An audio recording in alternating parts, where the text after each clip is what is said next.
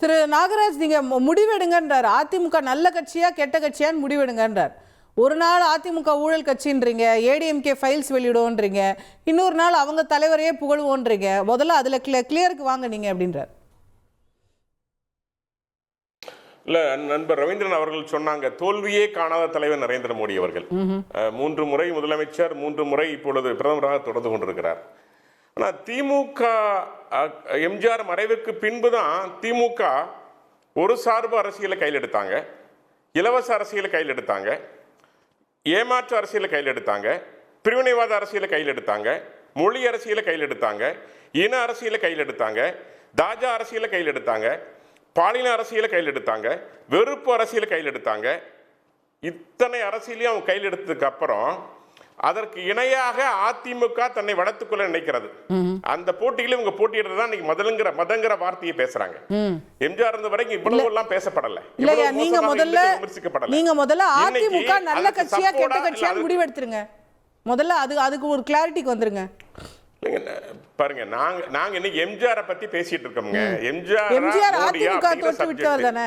அதுல நான் சொல்றேன், அதிமுக தலைவர் அதுல கூட சந்தேகம் இருக்கா? பேசுறோம் அப்படின்னா இல்லைங்க, அதிமுக தலைவரா இருந்தானுங்க. மறைந்த தலைவர் எப்படி நீங்க அதிமுக தலைவர்னு சொல்ல முடியும்? ஒரு மறைந்த தலைவர், ஒரு பெரியார் ஒரு மறைந்த தலைவர். நீங்க எப்படி அவர் திமுகவை தோற்றுவித்தவர், திராவிட கழகத்தை தோற்றுவித்தவர்? இந்திரா காந்தி மறைஞ்சிட்டாங்க, இந்திரா காந்தி மறைஞ்சிட்டாங்க, அவங்க பிஜேபி தலைவர் ஆயிருவாங்களா?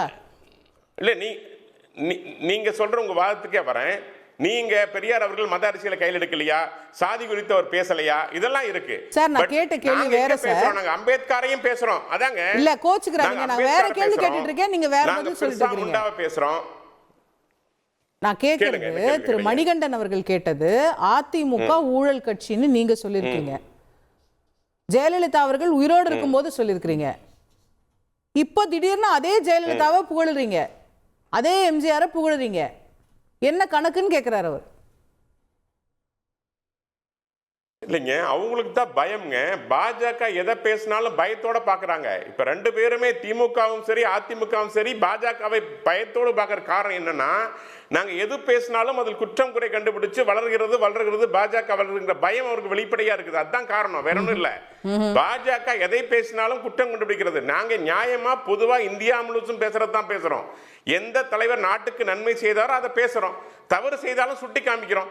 ஜெயலலிதா அம்மையார் தவறு செய்திருக்காங்கன்னு அன்னைக்கு சொன்னாங்க, தலைவர் அவங்க சொன்னாங்க. எம்ஜிஆர் அவர்கள் நான் தான் சொன்ன முன்னாடி ஊழல் குற்றச்சாட்டு இல்லாத ஒரு தலைவராக எம்ஜிஆர் இருந்தார், அதையும் சொன்னோம். நாங்க வெளிப்படையா இது உண்மையோ தவறோ சொல்றோம். பெரியார் குறித்தும் பேசுறோம், பெரியார் செய்த நன்மைகள் குறித்தும் பேசுறோம், தீமைகள் குறித்தும் பேசுறோம். நாங்க வாக்கு வங்கி அரசியல் செய்யலங்கிறோம். நீங்க தலைவரை பத்தி பேசினாவே உங்களுக்கு பயம் வந்தா நாங்க என்ன செய்ய முடியும்? நீங்க எப்படி பயந்துக்கிறீங்க? நீங்க நேர்மையா இருந்தா, மக்களுக்கு நியாயத்தை செஞ்சா, மக்களுடைய நல்ல அரசியல் நீங்க பண்ணினா, சமூக அரசியல் 75 ஆண்டு காலம் நீங்க 2 பேரும் மாறி மாறி ஆட்சி செய்திருக்கிறீங்க, மக்கள் உங்களை விரும்பி இருந்தா நீங்க ஏன் பாஜக பயந்துக்கிறீங்க? என்ன அச்சம் உங்களுக்கு பாஜகவை பார்த்து? ஒரு நல்ல விஷயம் பேசுறப்ப நீங்க ஆமா ஆமா எங்க தலைவர் நல்லவர்னு சொல்லிட்டு போக வேண்டியதானே. அப்புறம் என்ன அச்சம்? என்ன அச்சம்னு கேட்டா, உங்களுக்கு உங்கள் தலைவர் செய்த நல்ல விஷயங்களை சொல்லி நாங்கள் வளர்ந்து விடக்கூடாதுன்னு பயம் உங்களுக்கு. நான் உங்க தலைவரை மட்டும் சொல்லல, அம்பேத்கரை பற்றியும் சொல்கிறோம், பிர்சா முண்டா அவர்களை பற்றியும் சொல்றோம், காமராஜரை பற்றியும் பேசுகிறோம், எல்லாரையும் பேசுறோம். எந்த 75 ஆம் ஆண்டு சுதந்திர தின விழாவில் தமிழகத்தில் இருக்கிற அத்தனை தலைவர்களையும் நாங்கள் முன்னோக்கி எடுத்தோம். மருது வீரரை பத்தி சொல்றோம், வீரபாண்டியரை பத்தி சொல்றோம், தீரன் சின்னமலையை பத்தி சொல்றோம். எல்லா தலைவர்களையும் எடுத்துட்டு போறோம். நீங்க உங்க கண் பார்வை அப்படி, உங்களுடைய பார்வை தவறாக இருக்கிறது. ஓகே, கேப்போம். திரு கேசிபி பயமா? அவரு திரு நாகராஜ் வர அண்ணாமலை மாதிரியே பேசுறாரு. கடைசியா கூட்டி கழிச்சு பார்த்தா என்ன சொன்னாருன்னே தெரியாத அளவுக்கு பேசுறாரு. நீங்க அண்ணாமலை வருவதற்கு முன், அண்ணாமலை வந்ததற்கு பின் அப்படின்னு எடுத்து பாருங்க. அண்ணாமலைக்கு அப்புறம் தான் இது போன்ற குற்றச்சாட்டுகள் வருதே ஒழிய, அண்ணாமலைக்கு முன்னால இது போன்ற குற்றச்சாட்டுகள் பெரிய அளவில் உங்க பிரச்சனை பிஜேபியா அண்ணாமலையா? நீங்க உங்க பிரச்சனை பிஜேபியா? இல்ல, இப்ப பிஜேபி வளருது, பிஜேபி தவறு செய்துன்ற பிரச்சனையா, அண்ணாமலை வந்தது பிரச்சனையா?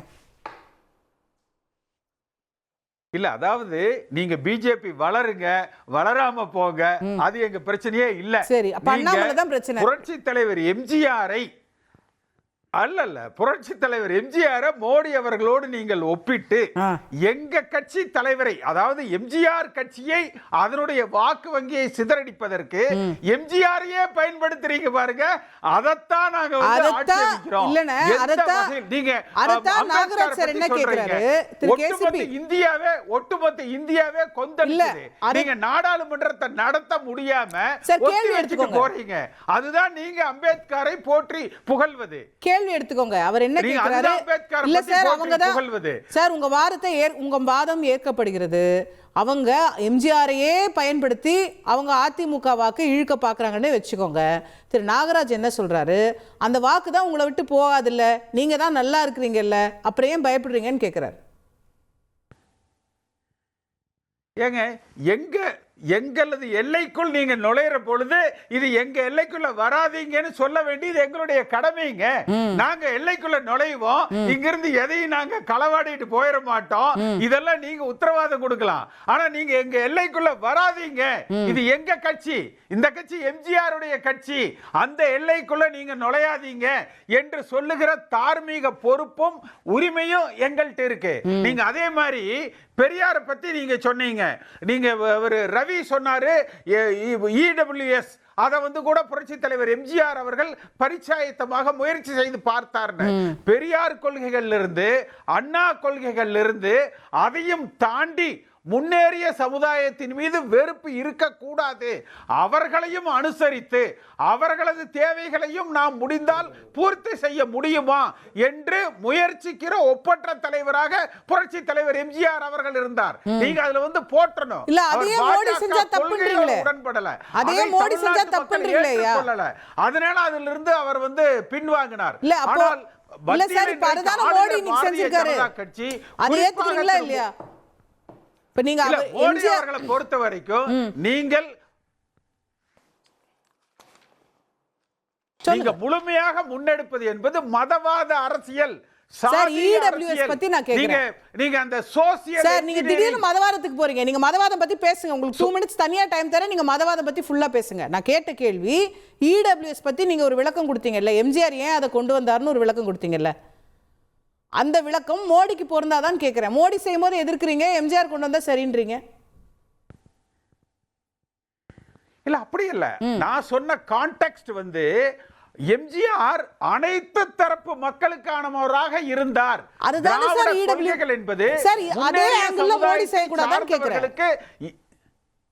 சார் அவங்க செய்யற விஷயம் ஒண்ணுதான் சார். எல்லா தரப்பு மக்களையும் அனுசரிப்பவராக இல்லை. ஓ அப்படி சொல்றீங்க. அவர் இந்துத்துவா என்கிற அந்த சித்தாந்தத்தை மட்டுமே முன்னெடுக்கிறார். சார் இடபிள்யூஎஸ்ல இந்துத்துவா வராது. அதுதான் அவங்க மீது இருக்கிற இடபிள்யூஎஸ்ல இல்ல. நீங்க நான் அதான் சொல்லிட்டேன். நீங்க இந்துத்துவா தனியா சொல்லுங்க, அதுக்கு 2 minutes தனியா வச்சுக்கோ. இடபிள்யூஎஸ் பிரச்சனையை முதல்ல முடிச்சிருவோம். இடபிள்யூஎஸ்ல இந்துத்துவா கிடையாது, இது இடஒதுக்கீடு. இதே பொருளாதார ரீதியில் முன்னேறிய வகுப்பினருக்கு இடஒதுக்கீடு கொடுக்கலான்னு எம்ஜிஆர் முயற்சித்தார். அது நீங்க என்ன சொல்றீங்க? அவங்களுக்கும் நம்ம உதவ முடியுமான்னு பாக்குறாரு பாரு எங்க தலைவன், சூப்பர்னு சொல்றீங்க. ஆனா அதை மோடி முயற்சித்தால் அது வந்து தவறான சமூக நீதி இல்லை, ஏற்றுக்கொள்ளவில்லை, அதற்கு எதிராக இருக்கிறார்கள் என்கிற காரணத்தினால அதை டிராப் பண்ணிட்டாரு. அவர் அதை செயல்படுத்தல. அப்ப அவர் பரிச்சாயத்தமாக முயற்சித்து செயல்படுத்த கூடாது, இது தமிழகத்துக்கு ஒத்து வராது என்று ஒதுக்கியதை நீங்க இன்றைக்கு செய்வது எப்படி? நம்ம 2 பேரும் ஒரே செயலை செய்யறாங்க எடுத்துக்க முடியும். Fair enough. Let's move on. ஒன்று. இரண்டாவது, அவர் செய்த இன்னைக்கு திருப்பதி கோயில் அன்னதானம் போடுறாங்க. அந்த அன்னதானமே கூட திரு NT ராமராவ் அவர்கள் புரட்சி தலைவரை பார்க்கறதுக்கு ராமாவரம் தோட்டத்துக்கு வந்தார். அங்க 24 மணி நேரமும் எல்லோருக்கும் சாப்பாடு போடுறாங்க. அதை பார்த்துட்டு தான் திருப்பதியில் அன்னதானத்தையே NTR அவர்கள் துவக்கினார்.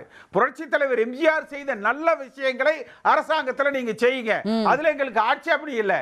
ஆனால் எம்ஜிஆர் கட்சியை அழிப்பதற்கு எம்ஜிஆரையே நீங்கள் பயன்படுத்த நினைப்பது, அது திரு அண்ணாமலை அவர்கள் தலைவராக பொறுப்பேற்றதற்கு பிறகு, நாடாளுமன்ற தேர்தலுக்கு பிறகு அதிமுகவுக்கு யார் தலைவர் என்று அவர் நிர்ணயித்து பேசுகிறார் பாருங்க, அதை எந்த அதிமுக தொண்டரும் ஏற்றுக்கொள்ள மாட்டார்கள். Okay okay.